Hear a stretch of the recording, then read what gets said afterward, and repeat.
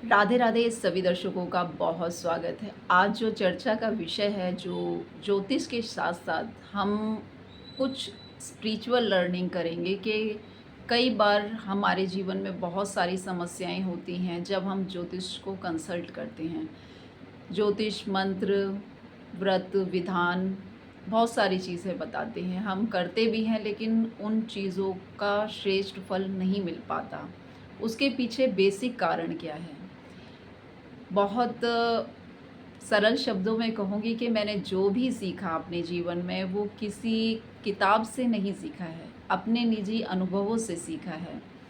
मैंने जातकों की कुंडलियाँ देखी, ना आने पर भी देखी हैं, फिर दशाएं और जातकों की जो मनोस्थिति है उसका अध्ययन किया है। तब ये जाना कि ज्योतिष में जो ग्रह हैं उनके प्रभाव शुभ या अशुभ हमारे होश यानी अवेयरनेस यानी हमारी कॉन्शियसनेस कि हम कितने होश में हैं यानी कॉन्शियस हैं, हमारा लेवल जो चेतना का स्तर है, जो बेसिकली हमारी चेतना या फिर हमारे होश की स्थिति है, उस पर निर्भर करता है। अब जहाँ तक यहाँ कहेंगे कि हम सभी जगह होते हैं, लेकिन जगह होते हैं वो शारीरिक रूप से, मानसिक रूप पर हम कितने एक्टिव मोड पर रहते हैं। यहीं पर जो हमारे दर्शन में चक्रों का जिक्र आता है, सहस्त्रार चक्र, मणिपूर्ण चक्र, आज्ञा चक्र, विशुद्धि चक्र, मूलाधार चक्र, स्वादिष्ठान चक्र, इनका रोल आता है। हमारे जीवन में जो भी घटनाएं घटती हैं उसको पक्ष या विपक्ष में हमारी चेतना के स्तर के लेवल पर निर्भर करता है कि हम जिस प्रकार के होश में हैं, अवेयर हैं, वही हमारी स्थिति को परिवर्तित करता है। साइंस भी यहाँ से अछूता नहीं है। साइंस में भी हम जब शरीर का अध्ययन करते हैं तो उसमें 7 ग्लैंड्स का जिक्र है, पिट्यूटरी ग्लैंड और पीनियल ग्लैंड, थायराइड ग्लैंड। ये सारे हमारे चक्रों को ही विस्तार के रूप में साइंस में डिस्कस करते हैं। अब इस सब के बारे में जानकारी, ज्ञान लेना हर एक के लिए थोड़ा सा मुश्किल है। सब साधारण लोग हैं हमारी ही तरह।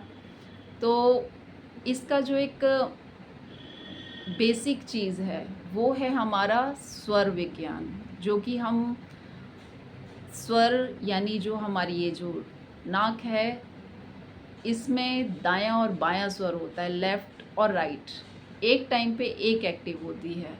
वो हमारे पूरी तरह से कॉन्शियस और सबकॉन्शियस पे भी काम करती है, हमारे चेतन स्तर पर भी काम करती है, हमारी कॉन्शियसनेस, हमारी अवेयरनेस पे काम करती है। जब हम ज़्यादा तनाव में होते हैं तो ये जो सांसें होती हैं बहुत जल्दी जल्दी मूव करती हैं, जिससे हमारा स्ट्रेस बढ़ जाता है। अगर हमको थोड़ा सा अवेयर स्थिति में अपनी सांसों को थोड़ा सा डीप कर लें, जैसे सांस लेते हैं तो उसे गहराई से लें और गहराई से छोड़ें, लेकर भी देख सकते हैं बिल्कुल ऐसे।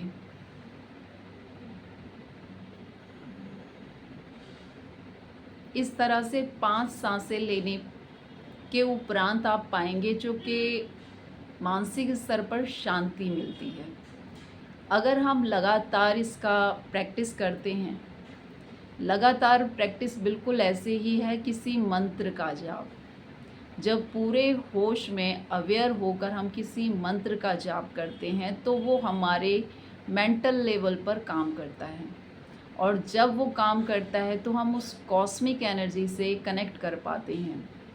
बहुत सारी चीज़ें हम सुनते हैं, मेडिटेशन, मैनिफेस्टेशन और थैंकफुल होना, ये सारी चीज़ें हमारी अवेयरनेस के साथ की जाएं तो बहुत अच्छा रिज़ल्ट देती है। प्रकृति का भी नियम है, जिस प्रकार से एक फ़ोन में हम एक सिम डलने पर वो एक्टिव हो जाता है, उससे बहुत सारे कार्य किए जा सकते हैं। तो ह्यूमन बॉडी जो है एक बहुत शानदार मॉडल है, लेकिन इसकी जानकारी ना तो हमें अपनी स्कूली शिक्षा में मिलती है और ना ही इस तरह का हमको ज्ञान दिया जाता है। शिक्षा का जो भी सिस्टम है वो बहुत ही ऐसा है जिसमें स्ट्रेस तो बढ़ता है, दिशा नहीं मिलती। यहाँ पर हमारे पुराने ज्ञान का, पुराने गुरुकुल का बहुत महत्वपूर्ण रोल होता है। जो कि हम वो संस्कृति भूल गए हैं, वो अवेयरनेस भूल गए हैं, जिसके कारण हमारी परेशानी। जिस प्रकार से हम ग्रहों को दोष देते हैं, ग्रहों के दोष से ज़्यादा दोष हमारे खुद की अवेयरनेस का है। हम अपनी ही नहीं सुन रहे होते, यानी कह सकते हैं हम तो हैं, यानी होश में तो हैं, लेकिन अपने सबकॉन्शियस को फॉलो नहीं करते। हमारा जो बेसिक माइंड का काम है केवल 5% जो है एक्टिव मोड पे रहता है, बाकी जो कार्य हैं वो सारे सबकॉन्शियसली होते हैं। हमारा सांस लेना सबकॉन्शियसली, अगर अगर हम उससे भी कहें कि अगर ध्यान से सांस लेना है तो उसे भी बहुत सारे लोग भूल सकते हैं स्ट्रेस के अंदर। तो लाइफ में जो सबकॉन्शियस है, जो ऑटो पायलट मोड पे कार्य हो रहे हैं, अगर हम उसके प्रति थोड़ा सा अवेयर हो जाएं तो अपनी लाइफ में, रिलेशन में, हेल्थ में बहुत सारी चीज़ों को बदल सकते हैं। ज्योतिष ज्ञान ग्रहों से जुड़ा है, लेकिन अगर हम थोड़ा सा उसमें स्पिरिचुअली उतरते हैं, सेल्फ को लेकर आते हैं, सेल्फ से एक, शायद आपने प्रसंग सुना हो कि किसी समय में हनुमान जी से भी पूछा गया था कि कौन हनुमान, कौन हनुमान पूछना या फिर स्वयं का नाम लेके पूछना कि कौन राहुल, कौन पूनम, उसका जवाब ढूंढना, वो सेल्फ तक पहुंचने का एक छोटा मार्ग है। हम बड़े लोगों की तरह या फिर मुनियों की तरह ध्यान मुद्रा में नहीं बैठ सकते। आज का समय ही ऐसा है, एक क्षण भी फ़ोन के बिना नहीं बिताते। ये फ़ोन हमें स्वयं से जोड़ता नहीं बल्कि दूर करता है। जब हम बिना फ़ोन, टीवी, लैपटॉप, इन सब के बिना खुद के साथ बैठते हैं और जब खुद से बात करते हैं तो परेशान हो जाते हैं। लेकिन इस स्थिति में ध्यान लगाना तो और भी मुश्किल है। लेकिन इस स्थिति में एक बहुत अच्छा कार्य कर सकते हैं, आप अपने विचारों को लिखें। जितना इन चीज़ों पर आप काम करेंगे तो यकीन मानिए, जैसा कि मैंने कहा, मैंने कोई भी पुस्तक ज्योतिष पर नहीं पढ़ी है, केवल विचारों को फॉलो किया है, केवल उन्हीं चीज़ों की प्रैक्टिस की है। चीज़ों को प्रैक्टिस करना, प्रैक्टिस मेक्स परफेक्ट।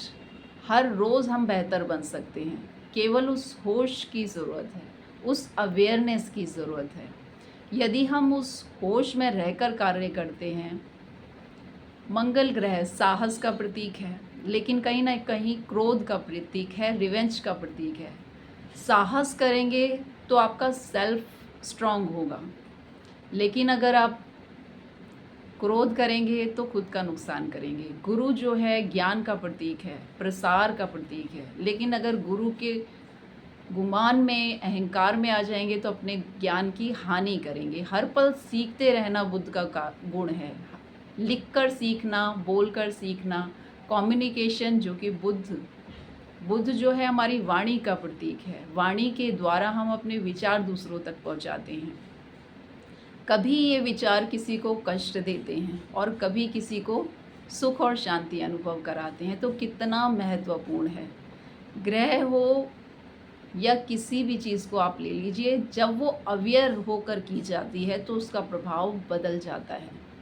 मेरा हर क्षण ये प्रयास है कि जितना जीवन को सरल ढंग से समझा और सीखा जाए, वो आपके जीवन को बदलता है। बजाय आप बहुत सारी चीज़ें करें, करना मुश्किल हो जाता है, लेकिन अपने पूरे दिन के अंदर 10 मिनट अपने लिए ज़रूर निकालिए, जिसमें आप स्वयं से बात करें, स्वयं की सांसों को ऑब्जर्व करें।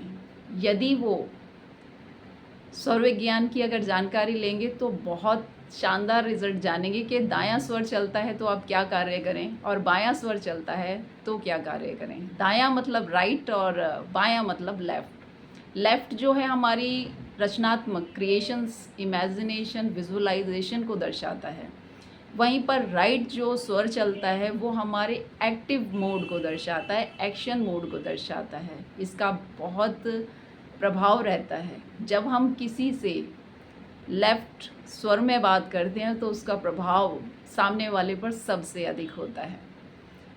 हर चीज़ बहुत जानकारी है, लोग अप्लाई नहीं कर पाते। इन्फॉर्मेशन बहुत है आज के समय में, लेकिन उस पर अमल करने वाले लोग कम हैं। यदि अमल करते हैं तो रिज़ल्ट मिलते हैं। जीवन में हर चीज़ संभव है। कॉस्मिक एनर्जी से कनेक्शन यदि आप कर पाए, यानी सेल्फ से जुड़ पाए, कहते हैं ना, जब स्वयं से जुड़े तो ब्रह्मांड से जुड़े। शब्द बड़े हैं, लेकिन जब आप इस पर अमल करेंगे, होश को लाएंगे अपने जीवन में, तो देखेंगे आपके रिश्ते से लेकर हेल्थ इश्यूज़, किसी भी परेशानी में जो स्थिति आपको नेगेटिव लग रही है वो पॉजिटिव भी की जा सकती है। हम अपने अवेयरनेस से स्थिति को बदल सकते हैं, डील कर सकते हैं। धन्यवाद। इसी तरह से आप मुझसे जुड़े रहें और अपने कमेंट भी शामिल कर सकते हैं कि किस विषय में आप अधिक जानकारी चाहते हैं।